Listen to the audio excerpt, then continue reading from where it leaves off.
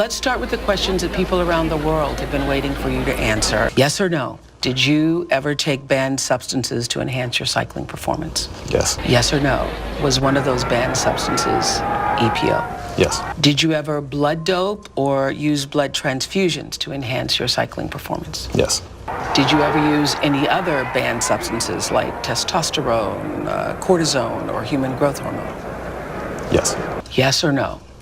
In all 7 of your Tour de France victories, did you ever take banned substances or blood dope? Yes. In your opinion, was it humanly possible to win the Tour de France without doping 7 times in a row?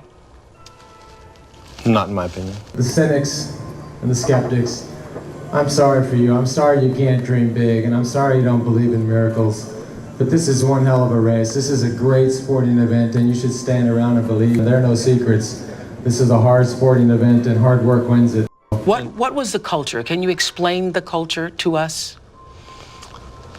It's hard to get into that without, and again, I don't want to accuse anybody else. I don't want to necessarily talk about anybody else. I made my decisions. They are my mistake. And I'm sitting here today to acknowledge that and to say I'm sorry for that.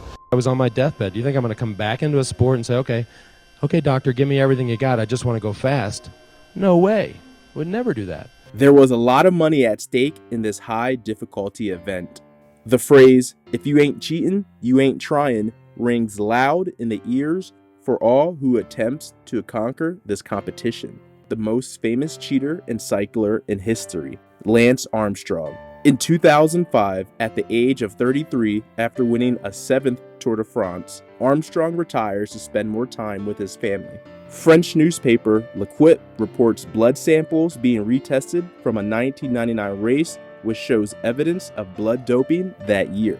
But Armstrong again denies those allegations. What exactly is blood doping? Blood doping is an effort to raise the number of blood cells by taking blood out, storing it, and then reinfusing it later. Red blood cells carry oxygen to the body's tissues. When the stored blood is returned to the body, there's a sudden boost of red blood cells. Those cells carry higher than normal amounts of oxygen to muscles, enhancing performance. The other thing people do is use a drug called erythropoietin, or EPO, to boost the body's natural production of red blood cells. An injection of EPO stimulates your bone marrow to make more red blood cells, boosting levels of oxygen getting to your muscles and boosting performance. Just kind of the body's own factory that makes red cells gets cranked up. Each progressive tour that I had done with Lance, the staff and the doctors and the team themselves became more and more paranoid that something was going to happen. The police were going to find out or somebody was watching. Because in any given year in cycling, something happens in Europe.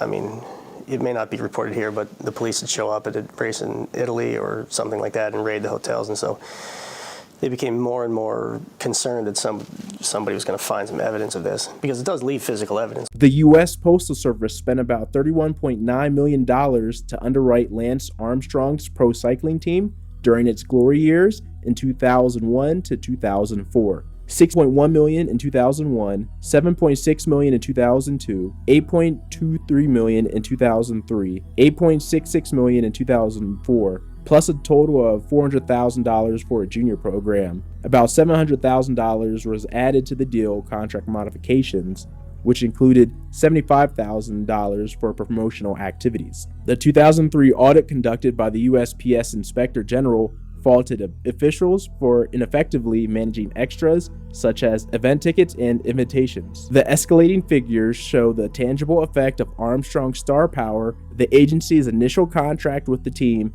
in 1996 was for $1 million. Armstrong signed with the team before the 1998 season and won the first of his record 7 Tour de France titles in 1999. By 2000, the contract, which renewed yearly, had grown to $3.3 million.